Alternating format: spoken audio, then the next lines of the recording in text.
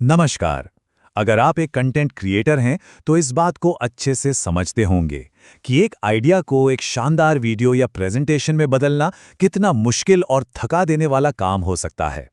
आज हम एक ऐसे एआई टूल पर बात करेंगे जो इस पूरे प्रोसेस को बदल रहा है। सोचिए, आपके बिखरे हुए नोट से एक पूरी कहानी तैयार हो जाए। तो चलिए यहीं से शुरू करते हैं। जरा सोचिए क्या हो अगर आपके रिसर्च नोट्स में इतनी जान आ जाए कि वो खुद ही अपना वीडियो लिख भी लें और डायरेक्ट भी कर दें। सुनने में ये किसी साइंस फिक्शन फिल्म जैसा लगता है ना, लेकिन आज हम देखेंगे कि ये हकीकत कैसे बन रहा है।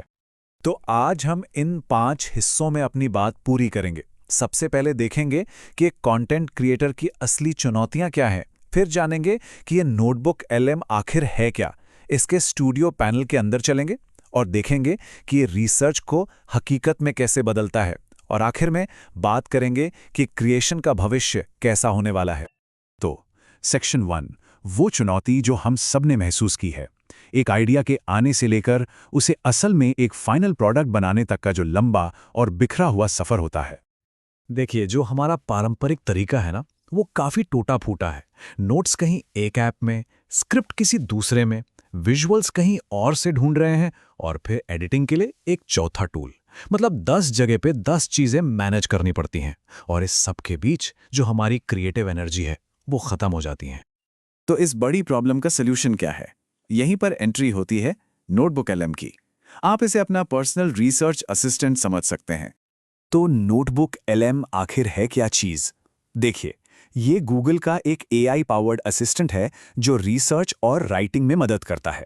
पर इसकी असली ताकत, इसकी सबसे बड़ी खासियत यह है कि ये आपके दिए हुए सोर्स मटेरियल को समझकर उसे एक स्ट्रक्चर्ड कंटेंट और यहां तक कि विजुअल एसेट्स में बदल देता है।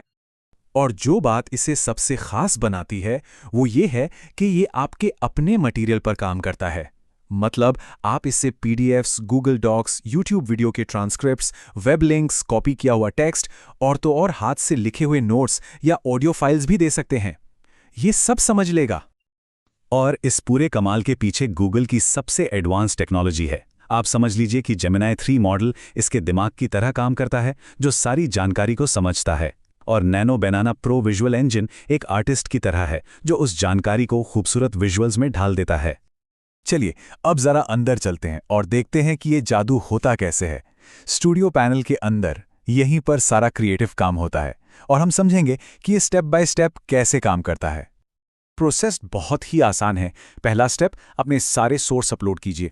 दूसरा, स्टूडियो पैनल खोलिए। तीसरा, चुनिए कि आपको वीडियो चाहिए, स्लाइड्स चाहिए या कुछ और चौथा, अपनी ज़रूरत के हिसाब से उसे थोड़ा बहुत कस्टमाइज कीजिए और जनरेट बटन दबा दीजिए। बस, सब कुछ ऑटोमेटेड। अगर आप वीडियो बनाना चाहते हैं तो 2 मेन फॉर्मेट्स मिलते हैं। पहला है ब्रीफ फॉर्मेट। ये एक छोटा बाइट साइज्ड ओवरव्यू है जिससे आप कोर आइडियाज़ को फटाफट समझ सकते हैं। और दूसरा है एक्सप्लेनर, जो एक डिटेल में स्ट्रक्चर्ड ओवरव्यू बनाता है और आपके सारे सोर्सेस के बीच के डॉट्स को कनेक्ट करता है। और ऐसा नहीं है कि विजुअल्स पर आपका कंट्रोल नहीं है। नैनो बनाना इंजन की मदद से आप अपनी कहानी के लिए अलग-अलग स्टाइल चुन सकते हैं, जैसे white board style, water colour, retro print, यहां तक कि एनिमे और क्लासिक स्टाइल भी मौजूद है। और अगर आपको प्रेजेंटेशन के लिए स्लाइड डेक बनाना है तो यहां भी 2 बढ़िया ऑप्शन हैं। एक है डिटेल डेक, जिसमें आपके सोर्स से पूरी जानकारी लेके कॉम्प्रिहेंसिव स्लाइड्स बनती हैं, और दूसरा है प्रेजेंटर स्लाइड्स, जिसमें सिर्फ मुख्य बातें और विजुअल्स होते हैं जो खास तौर पर किसी स्पीकर के लिए डिजाइन की गई हैं। आप सोचिए कि स्लाइड डेक फीचर से क्या क्या हो सकता है। आप अपनी भारी भरकम रिसर्च को एकदम साफ सुथरे विजुअल्स में बदल सकते हैं, अपने रफ नोट्स को एक पॉलिश्ड प्रेजेंटेशन बना सकते हैं, नए आइडियाज पर ब्रेनस्टॉर्म कर सकते हैं या फिर मुश्किल डेटा और स्टैटिस्टिक्स को विजुअलाइज कर सकते हैं। इन्फोग्राफिक्स में भी कस्टमाइजेशन के बहुत अच्छे ऑप्शन हैं। आप फॉर्मेट चुन सकते हैं, लैंडस्केप, पोर्ट्रेट या स्क्वायर। आप ये भी तय कर सकते हैं कि जानकारी कितनी डिटेल में चाहिए, और सबसे अच्छी बात, आप 80 से ज़्यादा भाषाओं में आउटपुट बना सकते हैं, जिसमें हिंदी और कई दूसरी भारतीय भाषाएं भी शामिल हैं। और एक बहुत अच्छी खबर यह है कि ये सभी पावरफुल फीचर्स अब नोटबुक एलएम के एंड्रॉयड और आईओएस मोबाइल ऐप पर भी आ रहे हैं। इसका मतलब यह है कि अब आप कहीं से भी चलते फिरते भी कंटेंट बना सकते हैं। तो ये तो हो गया कि ये काम कैसे करता है। अब आते हैं सबसे ज़रूरी सवाल पर कि आखिर ये इतना महत्वपूर्ण क्यों है। क्यों ये कंटेंट क्रिएशन की दुनिया में एक गेम चेंजर साबित हो सकता है। एक यूजर ने इसे बहुत ही खूबसूरती से समझाया है। उन्होंने कहा, ये अपडेट आइडिया और उसे हकीकत में बदलने के बीच की जो रुकावट है उसे हटा देता है, और ये बात बिल्कुल सही है।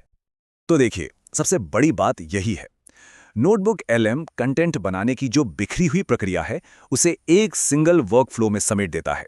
ये एक ही टूल में आपका रिसर्च असिस्टेंट भी है और आपकी डिजाइन टीम भी, सब एक साथ। और इससे होता क्या है? इसका सीधा असर आपके समय पर पड़ता है।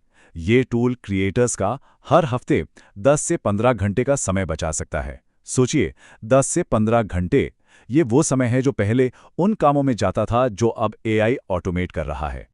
और ये हमें हमारी चर्चा के आखिरी और शायद सबसे दिलचस्प हिस्से पर लाता है, क्रिएशन का भविष्य, जहां प्रोसेस ऑटोमेट हो रहा है। अब कंटेंट क्रिएशन का फोकस बदल रहा है। अब बात इस पर नहीं है कि कौन सबसे अच्छी एडिटिंग कर सकता है। अब बात इस पर है कि कौन सबसे तेजी से सोच सकता है और उस सोच को ऑटोमेट कर सकता है। AI यहां लोगों की जगह नहीं ले रहा, वो सिर्फ मुश्किल प्रोसेसेस की जगह ले रहा है। और ये हमें एक बहुत ही बड़े और दिलचस्प सवाल पर लाकर छोड़ देता है। अगर AI सारे प्रोसेस को संभाल लेता है, तो फिर इंसानी रचनात्मकता का, ह्यूमन क्रिएटिविटी का अगला पड़ाव क्या होगा?